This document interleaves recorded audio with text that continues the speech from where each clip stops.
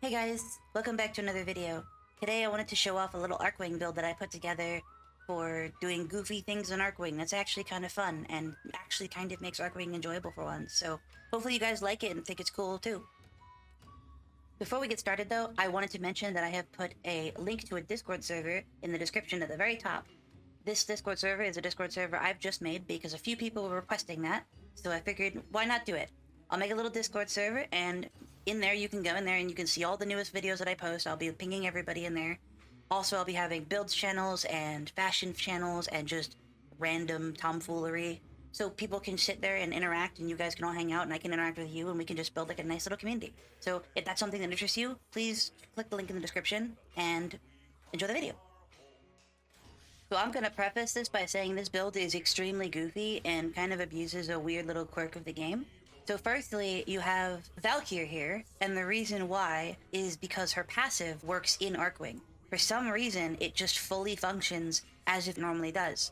So if you don't know, Valkyr's passive is pretty simple. Basically, it increases a rage meter when you melee enemies, and when you get over 150% of the rage, you actually get this buff that basically makes you unkillable in a certain sense, because when you die, you just come back to life and lose your rage. So what's really cool is that this passive works in both facets. First of all, you gain that damage, and secondly, you gain that revive mechanic, which is really cool. So even though Valkyr won't be actually played in the mission, we're still going to have Valkyr as our equipped warframe just for that. Your build on Valkyr does not matter. It can be anything. Your weapons do not matter. Your talons do not matter. Your Parazon does not matter. None of this matters except for the fact that you have slotted Valkyr. That is the only thing that matters. The actual build itself is also fairly simple. So I use Amesha, Arbucep, and Centaur. You really don't need to worry too much about the Archwing itself and the Arc Gun, especially not the Arc Gun. I like Amesha personally because its first ability is basically Revenant's Mesmer Skin. So when you're hit, it basically just makes it so you don't get hit. That's it. It basically makes you immortal. And then her third ability is also really good because it gives you status immunity, which is super, super great because status effects suck and it really hurts to slowly die of some kind of weird tick damage. Her second ability is basically just Loki's decoy. It's not that great, not that interesting, but you can use it from time to time too. Her fourth ability basically just grants her more energy for taking damage. It is the mod Rage, but in ability form for some reason. Next up, we have the Arbucep. This is a really cool art gun that is from the Noko Deep Mines Bounties. It is really powerful. It's basically a art gun version of the Aquarius or the Exceltra. I use it because it's fun. There's no particular reason other than that. I don't really need it for this particular build, so you can run whatever art gun you want. It really doesn't matter. This is the build I run on the Arbucep. It's probably not the best build ever. I haven't really tested it all that much, but it works great for what I need it for. And here's my ribbon mod in case you're curious. Now to the bread and butter of the build, the Centaur. This is the arc melee that has the highest crit damage and base damage and slash. So we want to use this for the melee that we're using because it's just really good. As far as I can tell, it is the best arc melee in the game. The build is pretty simple because there are not that many arc melee mods in the game. Realistically, it's not a very popular thing in the game. I think I have most of them, if not all of them. There genuinely is only like 20, to be fair. There's not much. But basically, we're using Extend for the range, Sudden Impact for the status chance, Magnetized Core for magnetic and critical damage, Critical Meltdown for radiation and critical chance, Tempered Blade for critical chance, Bleeding Edge for critical damage, Astral Slash for slash, and Cutting Edge for melee damage.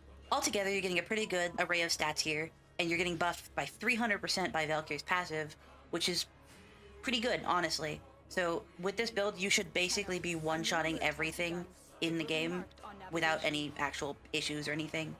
Because, you look at, you got a 12.2 critical damage multiplier. Bearing in mind that arc melees also get a combo multiplier. Even though it's invisible, it's still there, so they are getting combo damage too.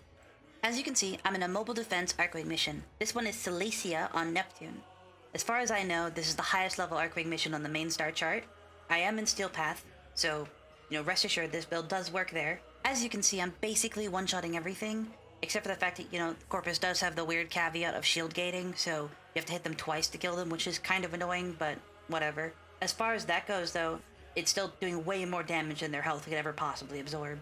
As you see, I have my third ability channel at all times, because it gives you the status immunity. If you ever feel like you're going to die and you don't want to, you can always press your first ability. I don't typically, because it's really not needed, especially given you have Valkyr's passive, so you can revive from that. But it's good to have regardless. I did test this build in an interception mission that I did for 30 rounds, and I was still one-shotting everything. I also did a Veil Proxima mission in Railjack, and also one-shot everything. So realistically, this build is better than you could ever possibly need for any reasonable application of Archwing, unless you're genuinely limit testing, in which case, what is wrong with you? Like I said though, this build is pretty straightforward, to be honest with you. It's basically have Valkyr as your pilot and stab shit. Anyway, I really appreciate you watching this video and sticking around.